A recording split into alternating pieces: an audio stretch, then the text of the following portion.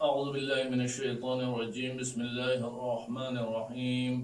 ناظرین محترم و سامعین کرام، السلام علیکم ورحمۃ اللہ وبرکاتہ۔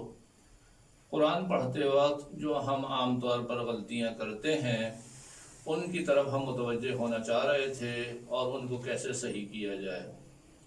4 غلطیاں ہم آپ کے سامنے پیش کر چکے ہیں۔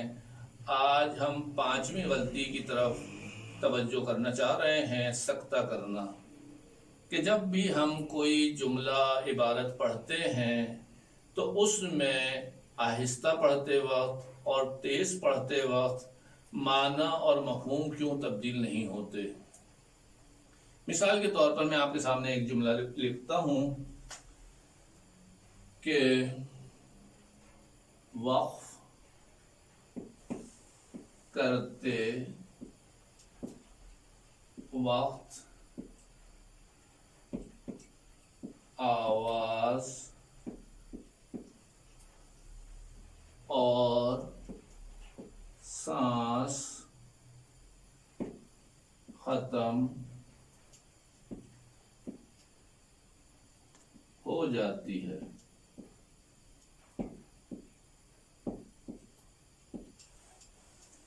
اگر ہم اس کو آہستہ پڑھیں، وقف کرتے وقت آواز اور سانس ختم ہو جاتی ہے، اس کو ہم تیزی سے پڑھ لیں، وقف کرتے وقت آواز اور سانس ختم ہو جاتی ہے، تو دونوں صورتوں میں ہم دیکھتے ہیں کہ الفاظ، معنی، مفہوم جملے کے تبدیل نہیں ہوتے۔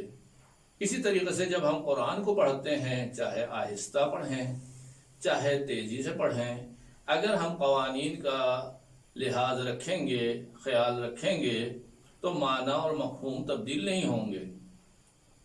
وہ کیا چیز ہوتی ہے جو معنی اور مفہوم کو محفوظ رکھتی ہے؟ ہم اس کی طرف توجہ کرنا چاہتے ہیں۔ سکتہ ہم کہتے ہیں کہ جہاں آواز رک جاتی ہے لیکن سانس نہیں ٹوٹتی، جیسے ہم کہتے ہیں جاؤ مت رکو، جاؤ مت رکو، یہ جو ہم آواز روک رہے ہیں اس کو سکتہ کرنا کہا جاتا ہے۔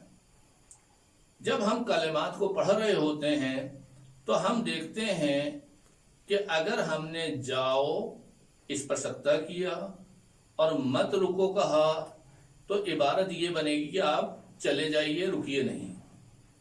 لیکن اگر ہم نے سکتہ آگے جا کے کیا اور کہا جاؤ مت رکو تو اس کا ترجمہ کیا ہوگا کہ آپ نہ جائیں، ٹھہر جائیں۔ تو سکتہ ایک مہم چیز ہے کہ اگر صحیح مقام پر سکتہ نہیں کریں گے تو معنی بالکل تبدیل اور برعکس بھی ہو سکتے ہیں، اس لیے قرآن میں اس کی نشاندہی کی گئی ہے۔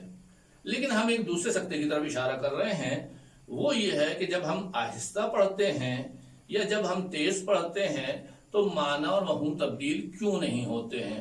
اس کی اصل وجہ کیا ہے؟ دیکھیے، ہم ہر کلمے کے بعد ایک سکتہ کرتے ہیں، وقف کرتے وقت آواز اور سانس ختم ہو جاتی ہے۔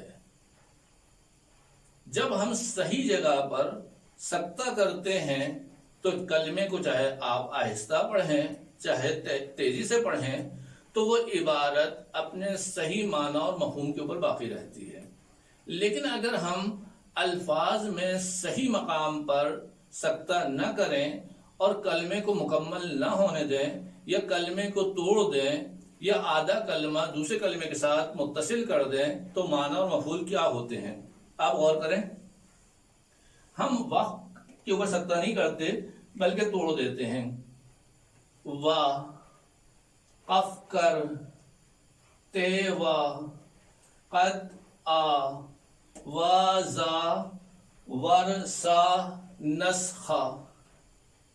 دیکھیے، میں نے وہی عبارت پڑھی ہے لیکن جہاں مجھے کلمے کو مکمل کرنا تھا وہاں مکمل نہیں کیا ہے اور غلط مقامات پر سکتہ کیا ہے، تو وہی عبارت بالکل تبدیل ہو جاتی ہے، وقف کرتے وقت آواز اور سانس ختم ہو جاتی ہے۔ لیکن اگر ہم کیا کر رہے ہیں، الگ سکتہ کر رہے ہیں، واقف کرتے وا قد آ وا سا ور سا نسخا، تو اصلا ایک جملہ بنتا ہے جس کا ظاہراً کوئی مفہوم ہی نہیں ہوتا ہے۔ تو جب ہم قرآن پڑھ رہے ہوتے ہیں تو قرآن میں بھی ہمیں ہر کلمے کو جہاں پر وہ مکمل ہو رہا ہے وہاں ایک سکتہ کرنا ہوتا ہے۔ جب ہم وہ سکتہ کریں گے تو معنی اور مفہوم محفوظ رہے گا، اور جب ہم وہ سکتہ صحیح نہیں کریں گے تو معنی اور مفہوم تبدیل ہو جائیں گے اور عبارت غلط ہو جائے گی۔ اس کو آپ کچھ بھی کہہ لیجئے، لیکن عام طور پر ایسے سکتے کی نشاندہی قرآن میں اور کتابوں میں نہیں کی گئی ہے، لیکن یہ چیز مسلم ہے اور اس کا ہمیں خیال رکھنا ہے۔